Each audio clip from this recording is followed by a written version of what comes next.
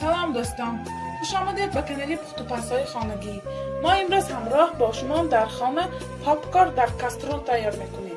محصولات به ما لازم است 4 قاشق شکر، 4 قاشق روغن رستنی، 100 گرم جواری مکه. من این گونه جواری مکه خریداری کردم. پاپکورن 100 گرم با نرخ 9 روبل. ما در اول کسترولمان را گرم میکنیم. کسترولی ما هم گرم شد. ما در اول روغن را میریزیم تا که کمتر گرم شود. روغن ما هم گرم شد.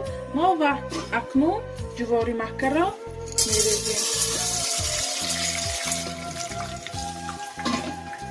و اکنون شکر را همراه میکنیم. شما میتوانید بسیارتر همراه کنید اگر شیرینی را دوست دارید و خبخابش را میپاشیم تا که جواری مکه ما گرم شود.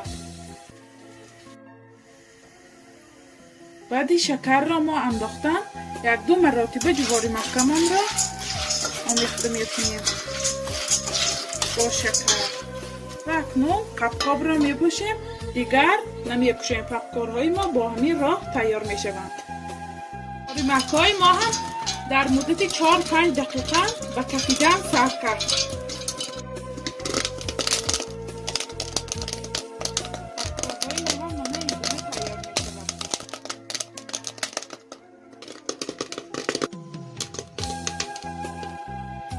این گونه پاپکورن های ما هم تیار شد. ما آن را با یگان هدف میگیریم. از 100 گرم جواری مکه ما 3 کاسه پاپکورن تیار شد. شما هم میتوانید برای فرزندان خود پاپکورن در خانه تیار کنید.